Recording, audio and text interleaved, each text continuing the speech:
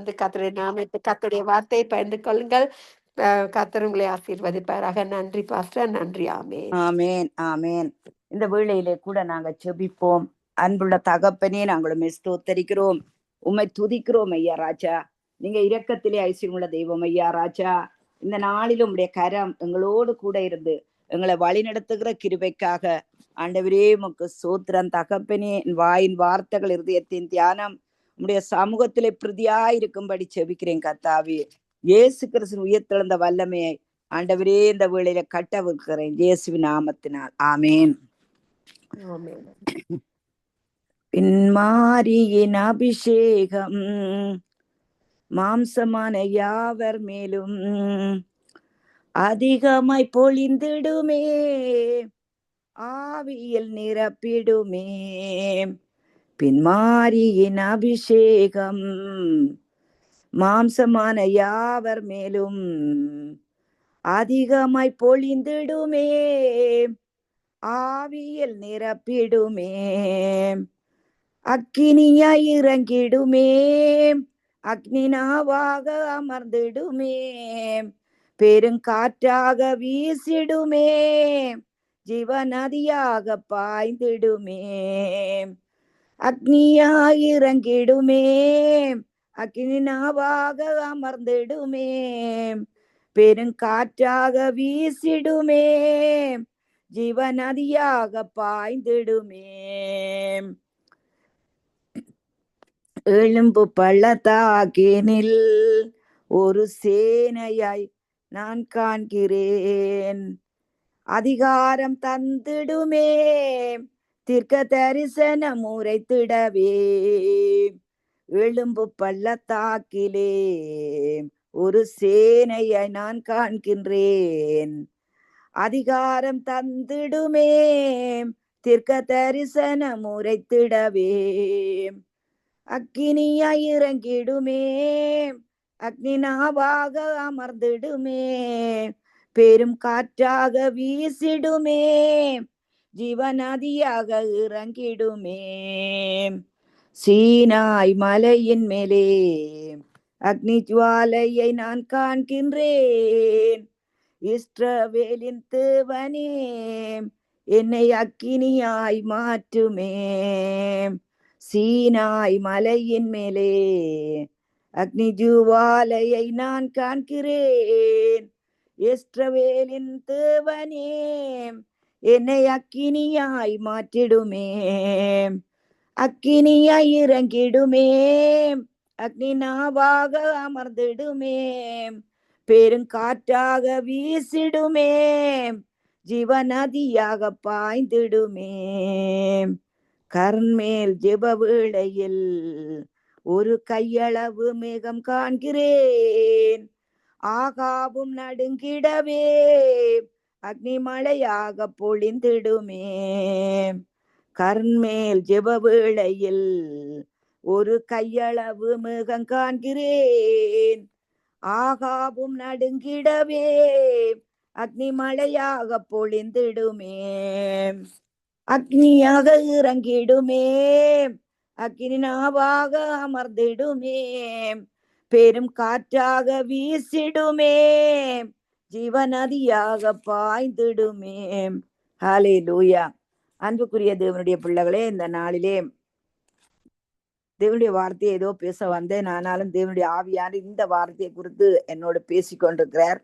ஹல்லேலூயா. எபிரேயருக்கு எழுதின நிருபம் 12ஆம் அதிகாரத்திலிருந்து ஒரு சில வசனங்களை நாங்கள் பார்க்க போகிறோம். ஹல்லேலூயா. ஆகையால் மேகம் போன்ற இத்தனை திரளான சாட்சிகள் நம்மை சூழ்ந்து கொண்டிருக்க, பாரமான யாவற்றையும் நம்மை சுற்றி நெருங்கி நிற்கிற பாவத்தையும் தள்ளிவிட்டு விசுவாசத்தை துவக்கிறவரும் முடிக்கிறவருமாயிருக்கிற இயேசுவை நோக்கி நமக்கு நியமித்திருக்கிற ஓட்டத்தில் பொறுமையோடு ஓட கடவோம். அவர் தமக்கு முன் வைத்திருந்த சந்தோஷத்தின் பொருட்டு அவமானத்தை எண்ணாமல் சிலுவையை சகித்து தேவனுடைய சிங்காசனத்தின் வலது பார்சத்தில் வீற்றிருக்கிறார்.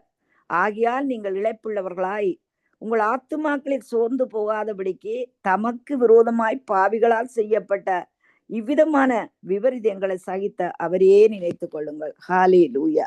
அன்புக்குரிய தேவனுடைய பிள்ளைகளே, இது யாருக்கு இந்த வார்த்தை கொடுக்கப்படுகிறதோ அதை நான் அறியேன். ஹல்லேலூயா. ஆனாலும் கூட இந்த நாட்களிலே கிறிஸ்தவ சமுதாயத்திலே நமக்கு உலகமே நம்முடைய கரத்துக்குள்ளே வந்திருக்கிறது. ஹல்லேலூயா.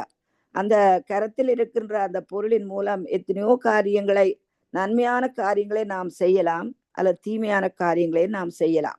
ஹல்லேலூயா. ஒரு முறை ஒருவர் இன்னொருவரை குறித்து அங்கே பொய்யான காரியங்களை அவர் சொல்லி கொண்டிருந்தாராம். ஹல்லேலூயா. ஆனபடினால் பொய்யான காரியங்களை சொன்னவரை அங்கே ஒரு நீதிமானிடத்திலே ஜட்ஜிடம் கொண்டு போய் சேர்த்த வேளையிலே அவர் சொன்னாராம், அங்கே நீ இவரிடம் அந்த சொன்ன புகார்களை எல்லாவற்றையும் நான் ஒரு பேப்பர்ல எழுதி தருகிறேன், அதை உனக்கு முன்பாக நான் தருகிறேன், அதை நீ எங்கும் பரவ செய்து விடு, எல்லாம் வீசி எறிந்து விடுன்னு சொன்னாராம். ஹல்லேலூயா. ஏன்னு சொல்லி சொன்னாலும் அந்த வழக்கை விசாரித்தவருக்கு இந்த மனுஷன், இந்த பொய்யா காரியங்களை சொன்ன மனுஷன் சொன்னாராம், அது சும்மா ஒரு விளையாட்டுக்கல்லவோ நான் சொன்னேன், அது நிச்சயமாக அது வேணுமென்று நான் செய்யவில்லைன்னு சொல்லி அவர் குற்றம் சாட்டினவருக்கு சொன்னாராம். ஹல்லேலூயா. அதுபடியாத்தான் அந்த ஜட்ஜ் அப்படி சொன்னார். அந்த பேப்பர்ல எல்லாவற்றையும் எழுதிவிட்டு அதை கிழித்து விட்டு இது எங்காவது விசிறி விடுன்னு சொன்னாராம். அப்பொழுது அதுக்கு பிற்பாடு அவர் சொன்ன காரியம், நீர் சொன்ன காரியம் எல்லா இடங்களிலும் பரவி இருக்கிறது, அதை திரும்ப பெற முடியுமா? திரும்ப பெற முடியாது. ஹல்லேலூயா. ஆனபடினால் ஹல்லேலூயா, ஒருவருக்கு விரோதமாக சொல்லுகின்ற அவதூறுகள், அவர்களுக்கு விரோதமாக செய்கின்ற ஒவ்வொரு காரியங்களும் அது காற்றிலே பரவி எங்கேயோ போய்விடும். ஹல்லேலூயா. ஜோய்ஸ் மேயர் அடிக்கடி சொல்வார்கள், அவர்களுக்கு விரோதமாக எத்தனையோ காரியங்கள் அவருடைய சொந்த வாழ்க்கையிலும் வெளியான வாழ்க்கையிலும் நடந்திருக்கிறது. அந்த வேளையிலே அவர்கள் சொல்லுவார்கள் எப்படி என்று சொல்லி சொன்னால், தான் அங்கே ஒவ்வொருவரால் பிடித்து ஒவ்வொருவரிடமும் தன்னுடைய உண்மை நிலைமைகளை அங்கே சொல்லிவிட முடியாது என்று சொல்லுவார். ஆண்டவரிடத்தில் மட்டும்தான் என்னுடைய பிரச்சனைகளை சொல்ல முடியும் என்று சொல்லுவார். ஹல்லேலூயா. அதே போலதான் அன்புள்ள தேவனுடைய பிள்ளைகளே, ஒருவேளை திருமண காரியங்களிலே அல்லது வியாதிப்பட்ட வேளையிலே அல்லது நீங்கள் கர்த்தருக்காக ஊழியம் செய்கிற காரியங்களிலே நீங்கள் அவமானப்பட்டிருக்கலாம். ஹல்லேலூயா. எனக்கு ஒரு முறை ஒரு ஃபியூனரல், ஒரு செத்த வீட்டிலே, எங்களுக்கு தெரிந்த ஒருவருடைய செத்த வீடு தான், அவர் ஒரு விசுவாசி. அந்த செத்த வீட்டிலே ஃபியூனரல் டைமிலே என்னை கூப்பிட்டிருந்தார்கள், நானும் பாஸ்டரும் போயிருந்தோம். ஹல்லேலூயா.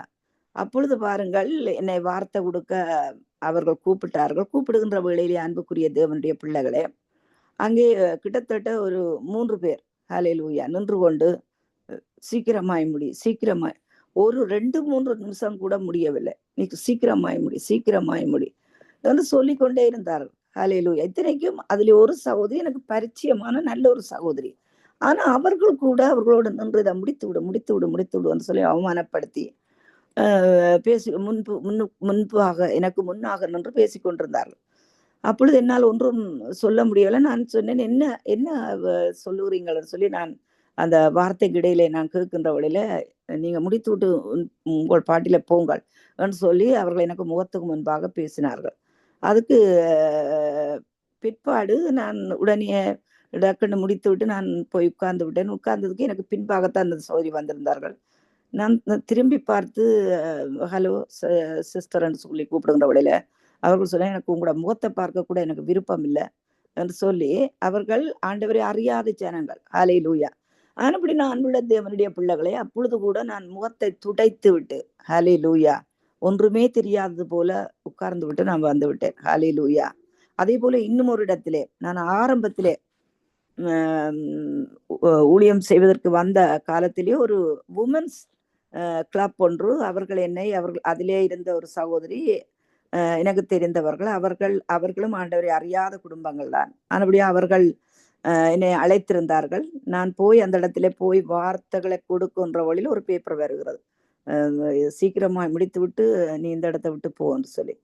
அப்பொழுது நான் அந்த பேப்பரை பார்த்து விட்டு சொல்லுகின்ற வசனத்தை சொல்ல முற்படுகின்ற வழியிலே அவ்வளவு தூரம் எதிர்ப்பாயிருந்தது. ஹல்லேலூயா. அன்புடைய அன்புள்ள தேவனுடைய பிள்ளைகளே, வேதம் சொல்லுகிறது, சமயம் வாய்த்தாலும் வாய்க்காவிட்டாலும் திருவசனத்தை நீ போதகம் பண்ணுன்னு சொல்லித்தான் வேதம் நமக்கு போதிக்கிறது. ஹல்லேலூயா.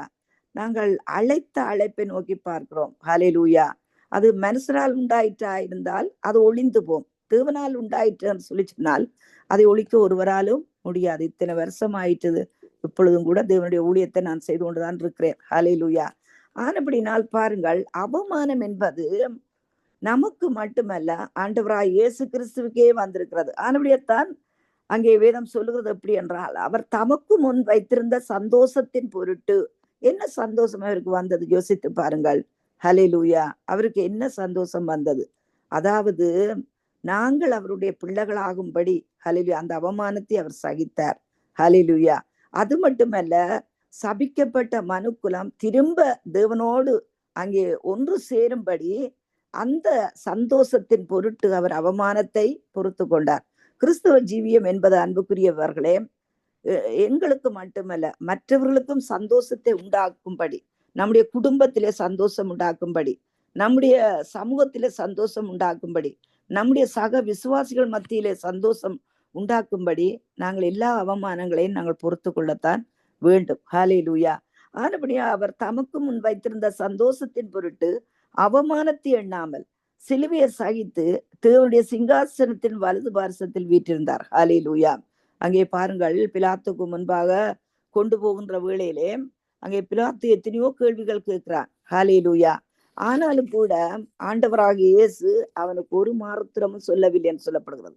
ஹல்லேலூயா. அவர் நிந்தைகளை நமக்காக சகித்தார்ன்னு சொல்லி வேதம் நமக்கு போதிக்கிறது. ஹல்லேலூயா. அவரை எதிர்த்து எத்தனையோ குற்றங்கள் சாட்டினார்கள். ஆனால் பாருங்கள், அவர் வாய் திறவாத ஆட்டுக்குட்டியை போல, அன்புக்குரிய தேவனுடைய பிள்ளைகளே, அங்கே அவர் பேசாதிருந்தார் சொல்லி வேதம் நமக்கு சொல்லப்படுகிறது. ஹல்லேலூயா. ஆனபடினால் அன்புள்ள தேவனுடைய பிள்ளைகளே, அங்கே அவர் தமக்கு முன் வைத்திருந்த சந்தோஷத்தின் பொருட்டு அவமானத்தை எண்ணாமல் சிலுவையை சகித்து தேவனுடைய சிங்காசனத்தின் வலது பார்சத்தில் வீற்றிருக்கிறார். ஆகியால் நீங்கள் இழைப்புள்ளவர்களாய் உங்கள் ஆத்துமாக்களை சோர்ந்து போகாதபடிக்கு தமக்கு விரோதமாய் பாவிகளால் செய்யப்பட்ட விதமான விபரீதங்களை சகித்த அவரையே நினைத்து கொள்ளுங்கள். ஹல்லேலூயா. நீங்க பாருங்கள் அன்புக்குரிய தேவனுடைய பிள்ளைகளே, இந்த 12ஆம் அதிகாரம் சொல்வதற்கு முன்பாக இந்த விசுவாசத்தின் பட்டியல் என்று சொல்லி 11ஆம் அதிகாரம் முழுவதும் சொல்லப்படுகிறது. ஹல்லேலூயா.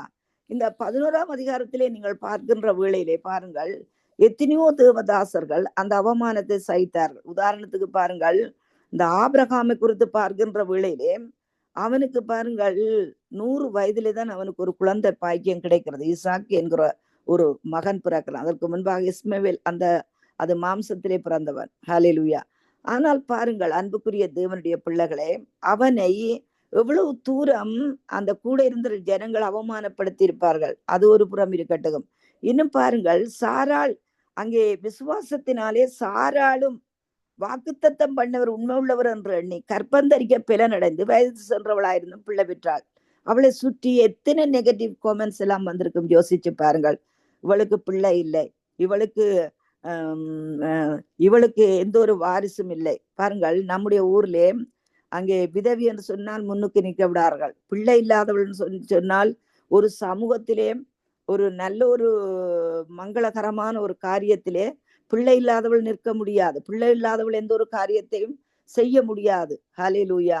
ஆனபடினால் அவர்கள் எவ்வளவு அவமானத்தை சகித்திருப்பார்கள் என்று யோசித்து பாருங்கள் அன்புக்குரிய தேவனுடைய பிள்ளைகளே. ஹல்லேலூயா. எனக்கு ஒரு மாமியார் இருந்தார்கள், என்னுடைய தகப்பனாருடைய மூத்த சகோதரி. அவர்களும் இளம் வயதிலே விதவியா இருந்தார்கள். ஆனபடினா நான் சிறிய வயதா இருக்கின்ற வழியில நான் கவனித்திருக்கிறேன். எனக்கு நான் நினைக்கிறேன் ஒரு 10-12 வயசுல அவர்கள் மரித்து விட்டார்கள். அதுக்கு முன்பாக சிறிய வயதிலே பார்த்திருக்கிறேன்.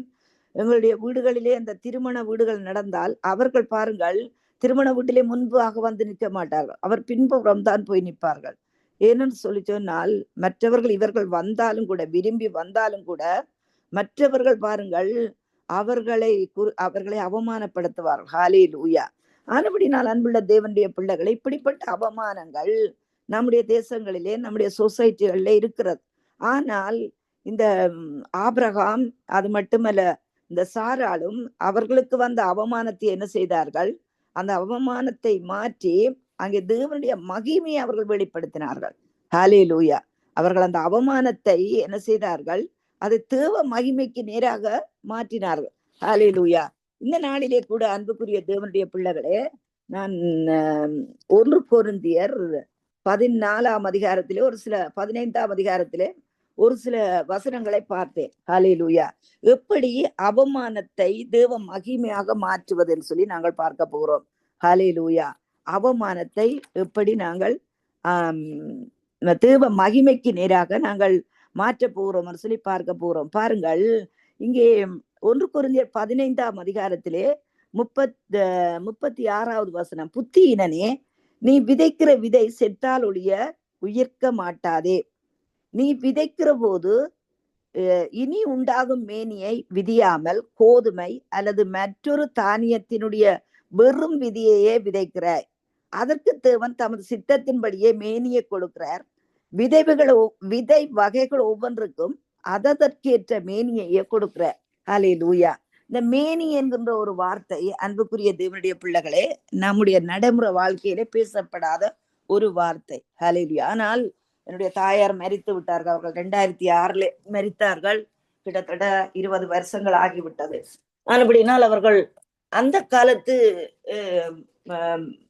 தாயார். ஆனபடினால் அவர்கள் அல்லது என்னுடைய மாமியார் அவர்கள் எல்லாரும் பேசுகின்ற வேளையிலே அவர்கள் சொல்லுவார்கள், ஹல்லேலூயா, அந்த மேனியில ஒரு பிரச்சனை வந்துட்டு சொல்லி சரீரத்தை குறித்து சொல்லுவார்கள். ஹல்லேலூயா. நாங்கள் இந்த வேத வசனத்திலே மேனி மேனி என்று சொல்லி பார்க்கிறோம். அந்த மேனியினுடைய காரியத்தை குறித்து தான் இந்த நாளிலே நாங்கள் பார்க்க போறோம். என்னத்தை அங்கே மேனி என்று நீங்கள் பார்க்கின்ற வேளையிலே பாருங்கள், புத்தியினனே, நீ விதைக்கிற விதை செத்தால் ஒழிய உயிர்க்க மாட்டாதே. ஹல்லேலூயா. நீ விதைத்த போது இனி உண்டாகும் மேனியை விதியாமல் கோதுமை அல்லது மற்றொரு தானியத்தினுடைய வெறும் விதியை விதைக்கிற. பாருங்கள், நாங்கள் ஒரு ஆப்பிள் மரத்துக்குள்ளே அந்த ஆப்பிள் சீட்ஸ் நிறைய இருக்கிறது. ஹல்லேலூயா. ஆனபடினால் அந்த அந்த சீடுக்கு ஒரு மேனி அல்லது ஒரு உடம்பு, ஒரு பொடி, ஒரு சரீரம் இருக்குதுன்னு சொல்லி சொன்னால் அந்த ஆப்பிள் இருக்கிற அந்த மேல் பக்கமான காரியங்கள். ஹல்லேலூயா. ஆனபடினால் பாருங்கள், இப்ப பப்பாப்பழம் இருக்கிறது. பப்பாப்பழத்துக்குள்ளே அங்கே விதி என்று பார்க்கின்ற வழியில உள்ளுக்கு இருக்கிறது, மேனி என்று பார்க்கின்ற வழியில அந்த பப்பா பழம் அந்த மேலே இருக்கிற அந்த சதையை குறிப்பிடுகிறது. ஹல்லேலூயா. ஆனபடினால் ஒரு விவசாயி அந்த பப்பா மரத்தை அங்கே நட்டு பலனை பெற்றுக்கொள்ள வேணுமாக இருந்தால் அந்த பப்பா பழம் என்கிற சதியை அவன் விதைப்பதில்லை, அதற்குள்ள இருக்கிற அந்த விதியைத்தான் விதைக்கிறார். ஹல்லேலூயா. அதே போலதான் அன்புக்குரிய தேவனுடைய பிள்ளைகளே, அங்கே வேதம் சொல்லுகிறது பாருங்கள், நாங்கள் அந்த விதியைத்தான் விதைக்கிறோம். ஹல்லேலூயா. இன்னும் பார்க்கின்றவளிலே அதற்கு தேவன் தமது சித்தத்தின்படியே மேனியை கொடுக்கிறார். ஹல்லேலூயா. தமது சித்தத்தின்படி அவர் என்ன செய்கிறார்? மேனியை கொடுக்கிறார். இந்த ஆங்கிலத்திலே பார்க்கின்ற வழியில, but God gives it a body as he has determined. ஹல்லேலூயா. அதாவது அவர் தம்முடைய தீர்மானத்தின்படி, இந்த ஆங்கில பைபிள்ல பொடி என்று சொல்லப்படுகிறது. அப்போ நீங்கள் விதைக்கின்ற ஒவ்வொரு விதைகளுக்கும் தேவன் அதனுடைய மகிமையை கொடுக்கிறார். ஹல்லேலூயா. அதுக்கு ஒரு பொடியை கொடுக்கிறார், அதுக்கு ஒரு சரீரத்தை கொடுக்கிறார். ஹல்லேலூயா. அதே போலதான் ஆண்டவராகிய இயேசு, ஹல்லேலூயா, வார்த்தை என்கிற ஒரு விதியாக இருந்தவர் அங்கே இந்த மனுஷனாய் இந்த பூமியிலே அவர் அங்கே பிறந்த வேளையிலே அவருக்கு ஒரு சரீரம் கொடுக்கப்பட்டது. ஹல்லேலூயா. அந்த சரீரத்தின் மகிமையை நாங்கள் கண்டோம். ஹல்லேலூயா.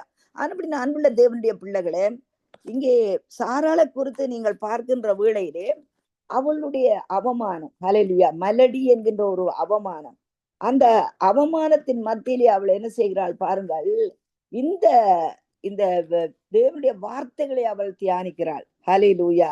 எப்படி தியானிக்கிறாள் பாருங்கள், விசுவாசத்தினாலே சாராளும் வாக்குத்தத்தம் பண்ணினவர் உண்மை உள்ளவர் என்று எண்ணி கற்பந்தரிக்க பிற நடந்து வயசு சொந்தவளாயிருந்து பிள்ளை விட்டாள்.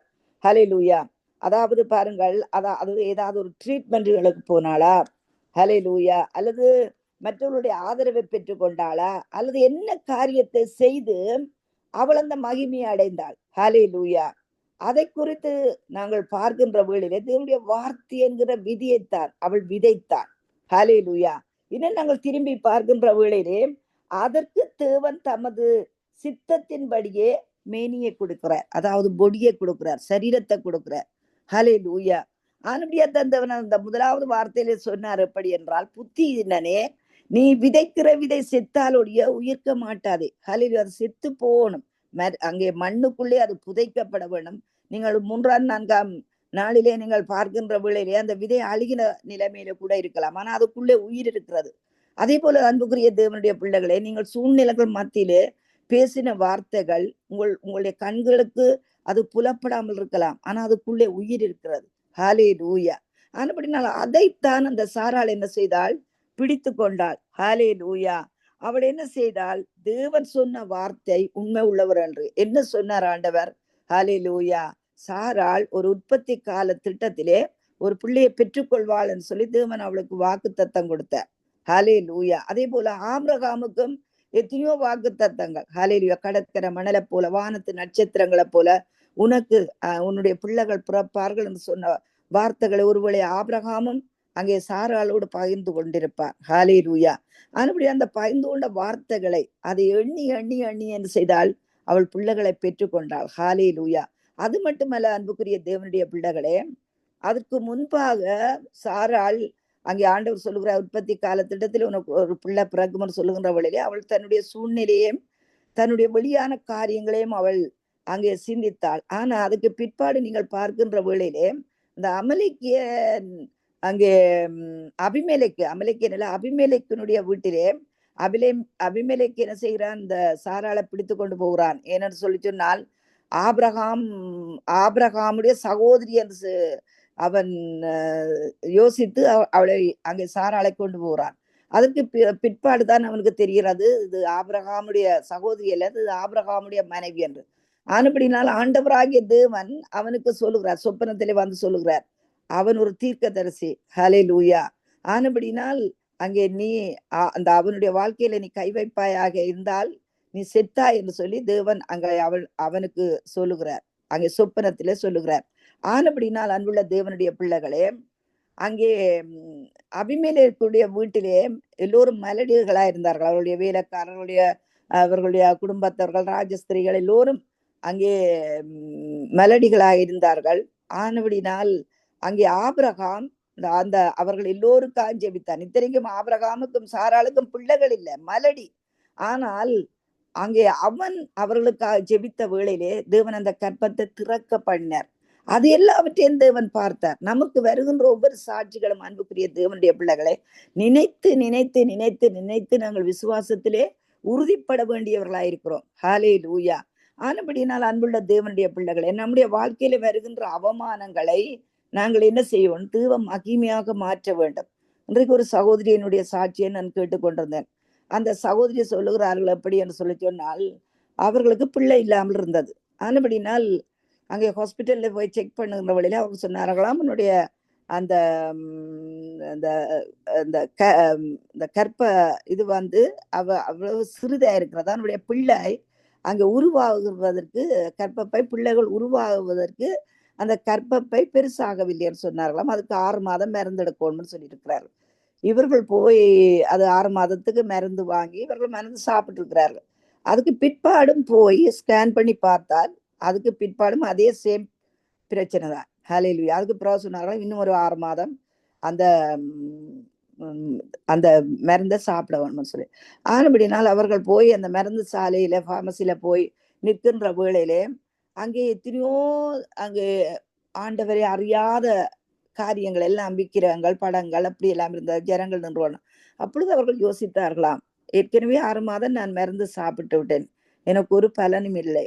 ஆனால் தேவனை அங்கே வானத்துக்கும் பூமிக்கும் சொந்தக்காரராகிய உண்மை உள்ள தேவனை ஹalleluya நான் ஆராதிக்கிறேன். ஆனபடினால் இந்த ஆராதிக்கிற நான் பாருங்கள் இந்த இடத்துல இருந்து நான் அந்த மருந்தை வாங்கி இன்னும் தொடர்ந்து சாப்பிடுவதெல்லாம் எனக்கு பிரயோசனம் இல்லை.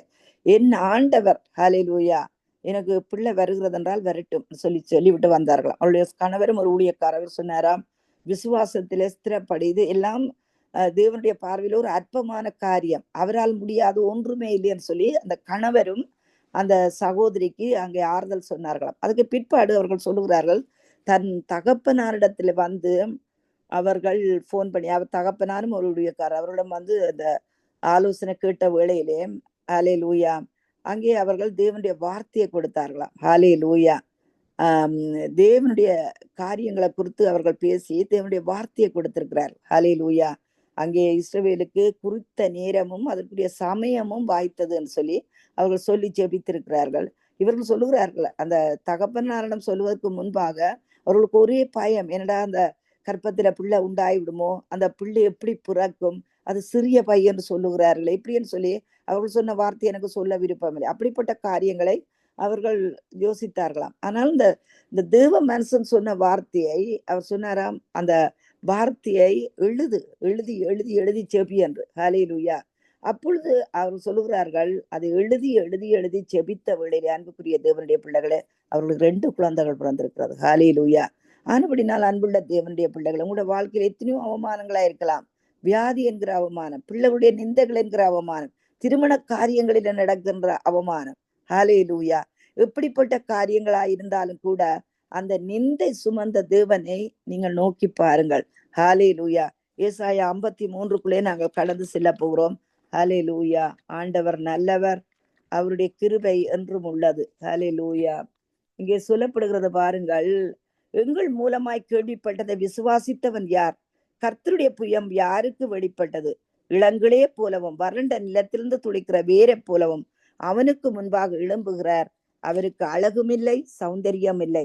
அவரை பார்க்கும் போது நாம் அவரை விரும்பத்தக்க ரூபம் அவருக்கு இல்லாதிருந்தது. ஹல்லேலூயா. அவர் அசட்டை பண்ணப்பட்டவரும் மனுஷரால் புறக்கணிக்கப்பட்டவரும் துக்கம் நிறைந்தவரும் பாடு அனுபவித்தருமாயிருந்தார். அவரை விட்டு நம்முடைய முகங்களை மறைத்து கொண்டோம். அவர் அசட்டை பண்ணப்பட்டிருந்தார், அவரை எண்ணாமல் போனோம். ஹல்லேலூயா. பாருங்கள், எத்தனை சீசர்கள் அவருக்கு இருந்தார்கள். அன்புக்குரிய தேவனுடைய பிள்ளைகளே, எத்தனை பேர்களுக்கு அவர் ஆகாரத்தை அளித்தார். ஒரு தடவை 5000 பேருக்கு, அங்கே 5000 பேர் புருஷர்களா இருந்தார்கள். அங்கே மனைவிகளையும் பிள்ளைகளையும் அங்கே குறிப்பிடவில்லை. அத்தனை பேருக்கும் ஆகாரம் கொடுத்தார். இன்னொரு புறம் 4000 பேருக்கு ஆகாரம் கொடுத்தார். ஹல்லேலூயா. எத்தனை பேரை சுகப்படுத்தினார், எத்தனை குஷ்டரோகிகளை சுகப்படுத்தினார். ஹல்லேலூயா. ஆனால் பாருங்கள், அவருடைய மரணத்திலே பார்க்கின்றவளிலே இந்த மார்பிலே சாய்ந்த அந்த சகோதரனை தவிர, ஹல்லேலூயா, அன்புள்ள மரியாதை தவிர ஒருவரும் அவரோடு கூட இருக்கவில்லை. ஹல்லேலூயா. அவர் அசட்டை பண்ணப்பட்டிருந்தார். அவரை எண்ணாமல் போனோம். மெய்யாகவே அவர் நம்முடைய பாடுகளை ஏற்றுக்கொண்டு நம்முடைய துக்கங்களை சுமந்தார். நாமோ அவர் தேவனால் அடிபட்டு வாதிக்கப்பட்டு சிறுமைப்பட்டவர் என்று எண்ணினோம். நம்முடைய மீறுதல்களின் நிமித்தம் இயேசு காயப்பட்டு நம்முடைய அக்கிரமங்களின் நிமித்தம் அவர் நொறுக்கப்பட்டார். நமக்கு சமாதானத்தை உண்டு பண்ணும் ஆக்கினை அவர் மேல் வந்தது. அவருடைய தழும்புகளால் குணமாகிறோம். ஹல்லேலூயா. அவர் நெருக்கப்பட்டும் ஒடுக்கப்பட்டும் இருந்தார். ஆனாலும் தம்முடைய வாயை அவர் திறக்கவில்லை. அடிக்கப்படும்படி கொண்டு போகப்படுகிற ஒரு ஆட்டுக்குட்டியை போலவும் தன்னை மயிர் கத்தரிக்கிறவனுக்கு முன்பாக சத்தமிடாதிருக்கிற ஆட்டை போலவும் அவர் தம்முடைய வாயை திறவாதிருந்தார். ஹல்லேலூயா. பாருங்கள், அன்புக்குரிய தேவனுடைய பிள்ளைகளே, இந்த காலங்களிலே ஆண்கள் பாஸ்டர்மார் ஊழியம் செய்வது, ஹல்லேலூயா, ஜனங்கள் அதை அக்செப்ட் பண்ணுவார்கள். இன்றைக்கு 21ஆம் நூற்றாண்டாக இருந்தாலும் கூட ஹல்லேலூயா, பெண்கள் ஊழியம் செய்வது என்பது மிகவும் ஒரு கஷ்டமான ஊழியம். அதுவும் திருச்சபையிலே ஊழியக்காரர்களாக இருப்பது என்பது மிகுந்த ஒரு கஷ்டம். எத்தனையோ காரியங்கள், எத்தனையோ அலட்சியம் பண்ணுவார்கள், எத்தனையோ காரியங்களை சொல்லுவார்கள். ஆனா அத்தனை காரியங்களையும் நாங்கள் என்ன செய்ய வேண்டியவர்களா இருக்கு? நான் அவரைத்தான் நான் நோக்கி பார்ப்பதுண்டு. ஹல்லேலூயா. சில விட நான் யோசிப்பேன், ஆண்டவரே, இதை உமக்காக செய்கிறதா, நான் அவர்களுக்காக செய்கிறேன். அப்படியே முகத்தில வழிகிற அவமானங்களை துடைத்து விட்டு போய் நிற்பதுதான் வழக்கம். ஹல்லேலூயா. ஆனபடி நான் உள்ள தேவனுடைய பிள்ளைகளே, எந்த ஒரு அவமானத்தை குறித்தும் எந்த நிந்தையை குறித்தும் அங்கே நீங்கள் ஹல்லேலூயா சோர்ந்து போகாதிருங்கள். ஹல்லேலூயா. அந்த அவமானத்தை சகித்து மற்றவர்களுடைய சந்தோஷத்தின் பொருட்டு அந்த அவமானத்தை சகித்த அவரையே நினைத்துக் கொள்ளுங்கள். கர்த்தர் உங்களோடு கூட இருப்பாராக. ஆமேன், ஆமேன், ஆமேன். God bless you. God bless you, Pastor. அருமையான வார்த்தைகள் கொடுத்த எங்களை ஆசீர்வதித்த உங்களையும் கர்த்தர் உங்களை மென்மேலுமாக ஆசீர்வதிப்பாராக. கர்த்தருடைய நாமத்தை உயர்த்தி உங்களையும் குடும்பத்தையும் ஆசீர்வதிக்கிறோம். வானொலி குடும்ப சார்பாக வாழ்த்துகிறோம், ஆசீர்வதிக்கிறோம் சிஸ்டர். நன்றி, நன்றி. God bless you. ஆமென். ஆமேன், அருமை. ஆமேன். ஆமென், ஆமென். அருமையான வார்த்தைகள் கொடுத்து எங்களை ஆசீர்வதித்தார்கள். நன்றி, நன்றி. God bless you.